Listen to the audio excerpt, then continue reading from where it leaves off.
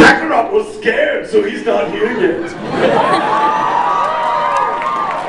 He gets so nervous about stuff. Actually, he just needed to pee really fast because he gets so excited to meet you guys that it just goes straight to his bladder. And I told him I wouldn't embarrass him, so I've already done that. And so my work is done here. Thank you for having us today, man. You're welcome. You're welcome. I hope you enjoy it. This fellow right here picked me up at the airport. Lucky? Yeah. Couldn't find his car. Once we were leaving, he's like,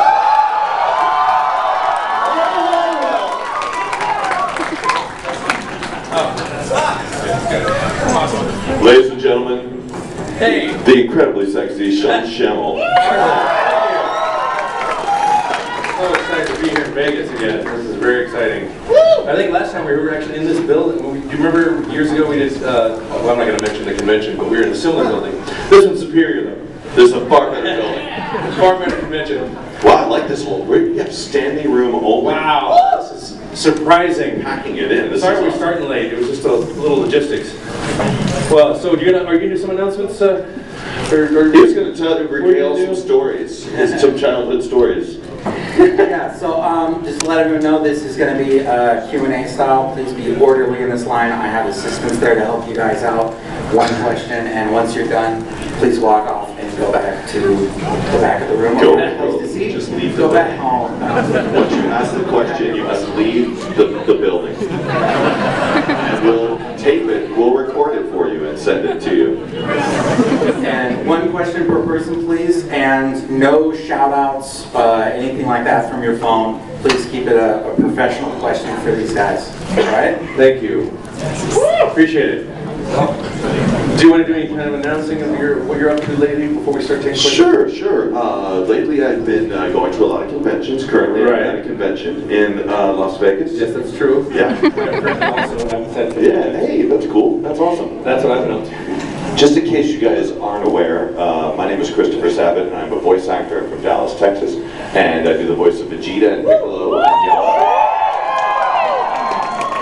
and a couple of other characters, because Funimation was a very cheap and poor company back in 1998. So anytime they need a new character, like Mr. Popo or Kami or the Dragons or Gaz or Mez or Raccoon or Jace, they're like, put Chris in there, man! You got $20,000 a year for all your voices? He's on salary. They're getting a bunch of voices for free. Yeah. So that's the reason why I did way too many voices on that show.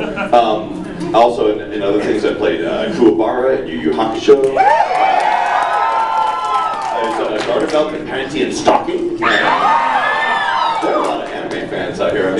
Zoro and One Piece. I was in the shitty version of One Piece. He was in the 4Kids One Piece.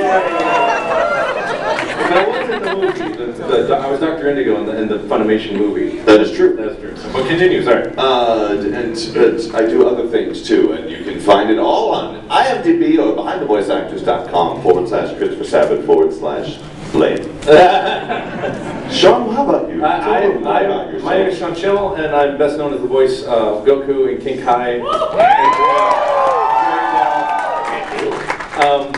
And lately I've been doing voicing some video games, and we've been working on Dragon Ball Super, obviously, every Saturday night on Cartoon Network, which we're thrilled about. I was strong in Fallout 4, and I did some voices in Dishonored 2 and Halo, and then I played a character in Scooby-Doo, Lego Scooby-Doo, and a couple other things. But it was some fun. I'm proud of that, because I got to work with Frank Welker, so I was really excited about that.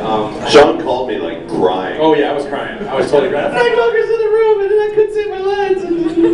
Yeah, that's my childhood. Frank Welker, that's what I grew up listening to. So, the only other voice actor I think I could meet that would maybe trump that would be Mel Blanc, and who's deceased. So I'm not going to be joining him anytime soon, I hope. If he ever ends up in a session with you, you know that you're in a weird place. Oh, that's true. That's true. If I'm in a session with Mel Blanc, I'm definitely dead. When you go to the next world, he's there. He's there. What's up? And I can't even do that voice. But yeah, so that's what I've been up to. And now we're here at Level Up, so we're excited. And I guess we have time for maybe one more question. And that's about it, guys. much. Thank you very much. We're signing. How about this guy who's been staring awkwardly at us, waiting for his opportunity? He said earlier that he has by far the best question of any question that's ever been asked. And I think he has a wristband kazoo is what that looks like. Yeah, what a is bubble that? blower? Is that a wristband? No, your wrist, on your wrist. Is that a bubble blower? No, they're water bottle caps. Not. And you just cheated? You just said, is that your friendship bracelet with water? Water will be Aquaman. With Aquaman, that's right.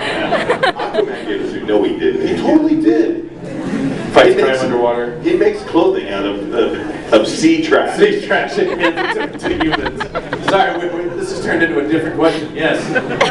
Before I ask my question, I just wanted to point out the last time you guys were here, it was at Wizard World, and you were at the convention center. No, I was talking specifically about this Cashman Center, which was at Anime Vegas before that. Was it? Yeah. Ask these guys, they'll know. Anyway, the greatest question ever is, do you guys ever feel like your roles on Dragon Ball overshadow the other stuff you do, like Tetsumi Saigon Speedgrapher, or Gonard on Kappa Mikey? Gonard, that's it. Yeah.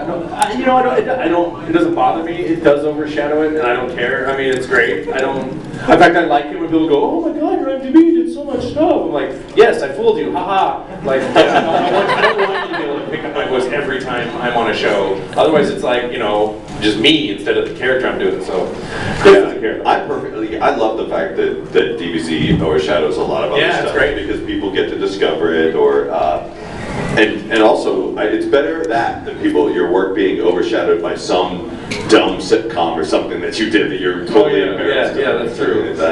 It's just like, man, I really loved your work on like butt shiners or something like that. It was that reality show about like people who shine people's butts before they go up on stage or something. Strip clubs or something, I don't know. Butt buffers. Butt buffers. Season 5. No, it's cool. I'm really proud. I am very grateful for the fact that we just continue to get to do this work, and I don't worry that people like Vegeta more than they like, Gyro and Sergeant Frog or something like that. I never wanted a job like my grandpa had, where he's like going to the same job for 35 years, which voice acting is great because you get to do lots of different voices, but Dragon Ball keeps going. I'm like, wait a second. I'll play Goku more than half my life in a few years, almost, at some point. Yeah. Well, I'm 48 now, so let's take a few more years. But yeah, I've been doing 18 years. So, yeah, almost. That's a lot, Eventually, I will be voicing Vegeta for twice my life. If they keep 80 years. Yes. 160 years. All right. Thank you for your question. Thank you. Off of like the last question. Great. But, Great. Make sure you're focusing first. Make sure your camera's going. Make sure, is it on yourself or is it on us? no, it's on you guys. Okay. I'm showing you the back of my phone also.